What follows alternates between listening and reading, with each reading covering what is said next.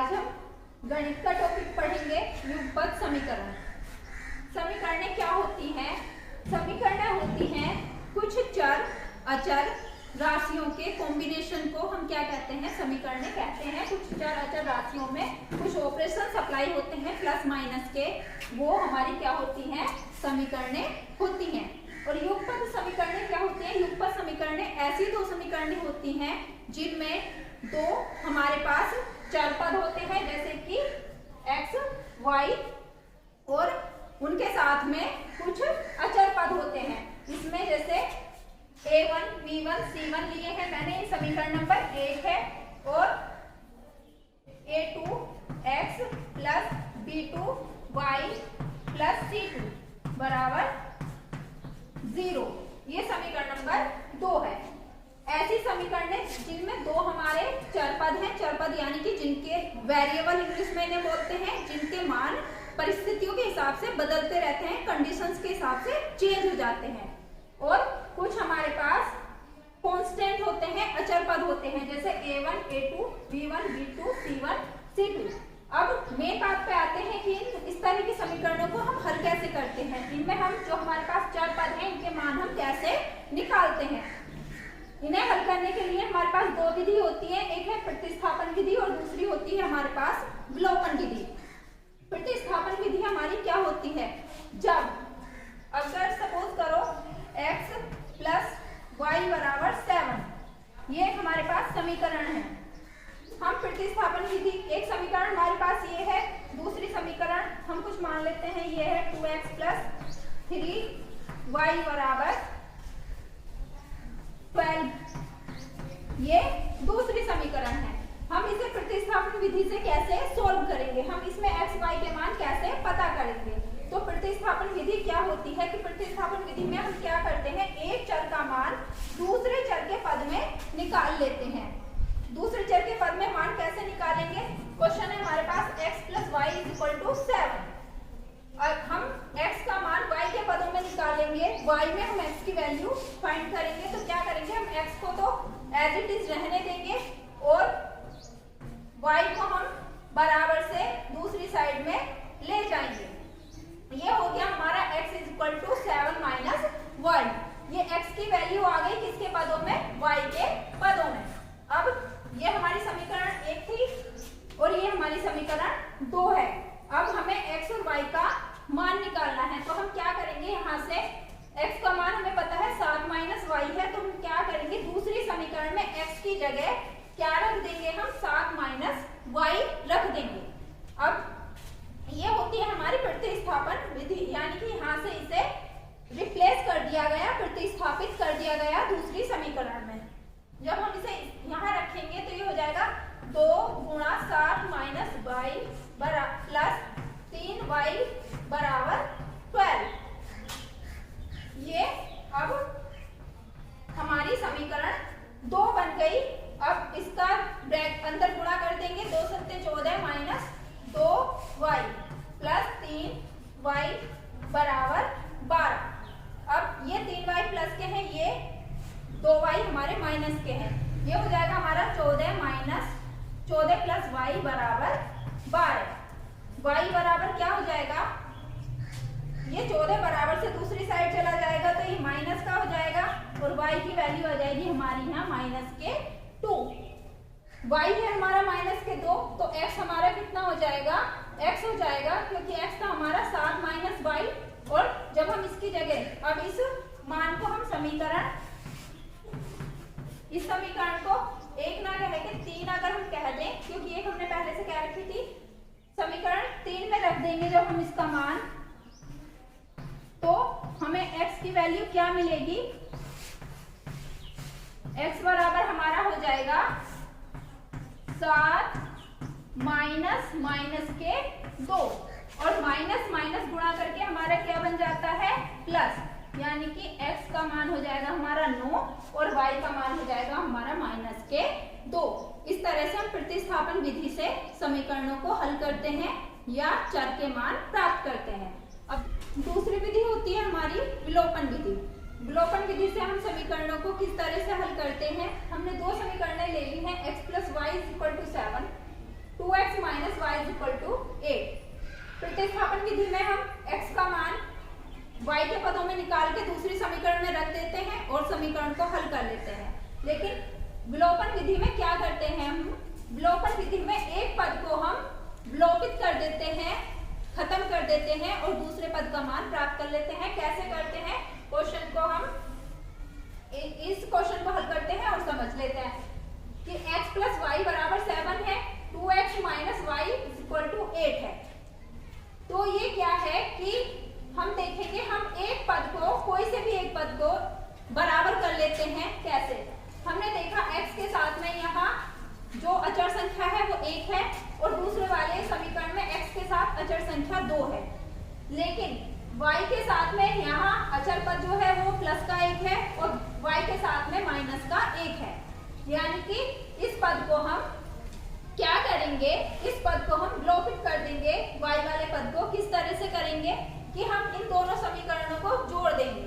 हम यहाँ लिख देते हैं जोड़ने पर, समीकरण 1 और 2 को जोड़ने पर क्या हो जाता है कि ये प्लस है और ये माइनस है, ये दोनों आपस में क्या हो जाते हैं? कट जाते हैं, खत्म हो जाते हैं और ये दोनों आपस में जुड़ जाएंगे। क्योंकि चर तो ऐसे ही रहता है, चर के साथ में जो कांस्टेंट होता है, जो वेरिएबल के साथ में जो कांस्टेंट होता है वो ही ऐड होते हैं। 2 प्लस 1 हो जाएगा 3x और ये 8 7 15, ये जुड़ जाएंगे। यहाँ से x की वैल्यू क्या हो जाएगी? 15/3। ये 3 इधर गुणा कर रहा था, इधर जाके ये भाग करेगा और ये हो जाएगा 3 पंजे 15। यानी कि x की वैल्यू हमारे पास क्या आ गई? 5 आ गई। इस वैल्यू को उठा के हम चाहे समीकरण 1 में रख दें या समीकरण 2 में रख दें। हम समीकरण 1 में से वैल्यू को पुट कर देते हैं। जब हम इसे समीकरण 1 में रखते हैं तो हमें y की वैल्यू मिल जाती है। कैसे मिल जाती है?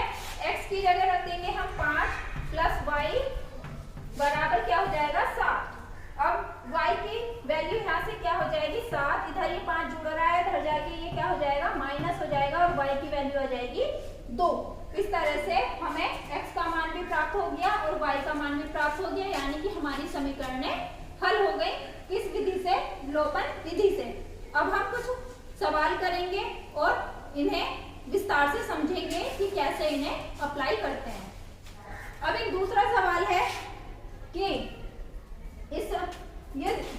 इसमें इक्वेशन दी है कि इन्हें हल करें और उत्तर की जांच करें कि हल करने के बाद हम कैसे उसका जो आंसर है उसे वेरीफाई करेंगे कि आंसर हमारा ठीक है या नहीं है। उसके लिए हम क्या करते हैं? सबसे पहले इक्वेशंस को की नंबरिंग कर देंगे, इक्वेशन 1 एंड इक्वेशन 2। अब क्या करेंगे? वही सेम प्रोसेस फॉलो करेंगे कि हम x की वैल्यू y के टर्म्स में निकाल लेंगे। y के टर्म्स में कैसे निकालेंगे? इक्वेशन 1 से हम लेते हैं, इक्वेशन 1 से हमने इसे लिया, वो क्या है? 2x माइनस के 3y is equal to 13। 2x यही रह जाएगा और ये हो जाएगा हमारा 13 प्लस 3y। यहाँ से x की वैल्यू क्या हो जाएगी? 13 प्लस 3y अपॉन 2। ये आ गई हमारे पास x की वैल्यू। अब इस वैल्यू को हम क्या करेंगे? हम जो इक्वेशन 2 है उसमें पुट कर देंगे और putting the value in equation number 3 2 putting the value of x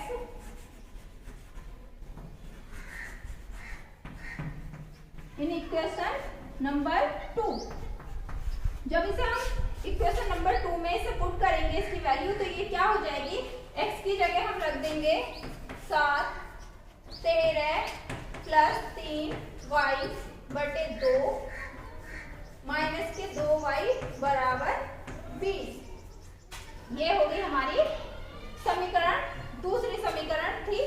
अब 7 का अंदर गुणा करेंगे, 7 का 13 में गुणा करेंगे तो ये हो जाएगा 91 प्लस 21y और अपॉन 2 माइनस के 2y इक्वल टू 20।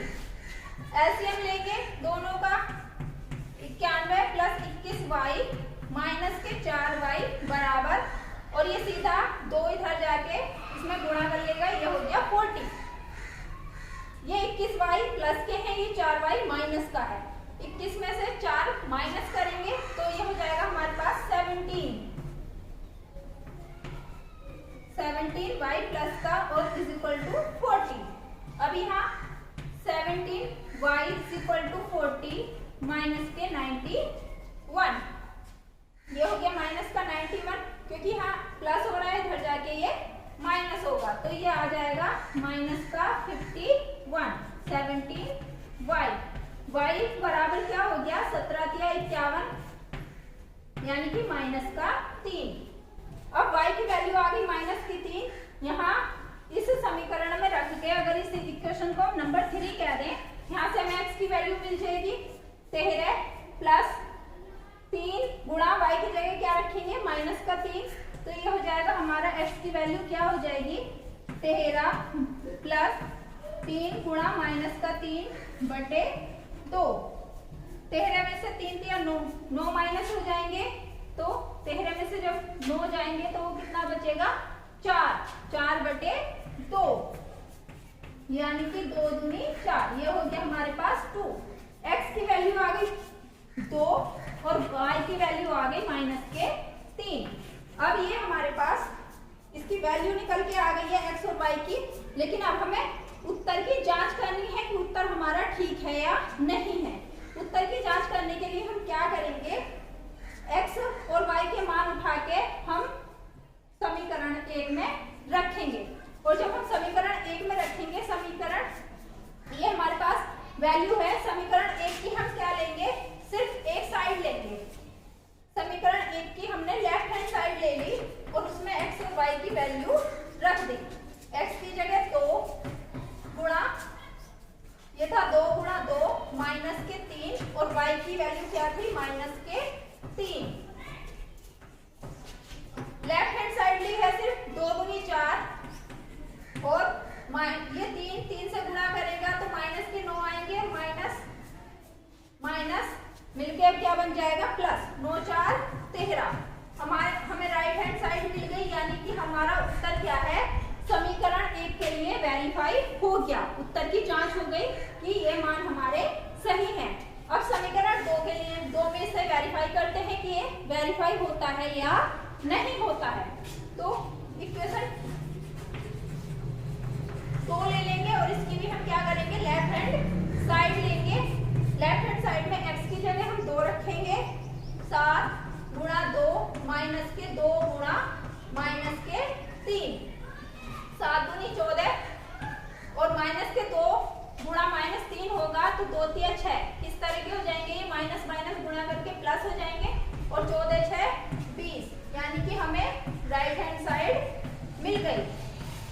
यानी कि ये जो आंसर आया है हमारा, ये जो वेरिएबल्स की वैल्यू आई है x is equal to 2 and y is equal to -3, ये सेटिस्फाई करती है दोनों कंडीशंस को, दोनों इक्वेशन को, यानी कि ये आंसर हमारा ठीक है। ये हमने वेरीफाई भी कर लिया। इस वीडियो में इतना ही।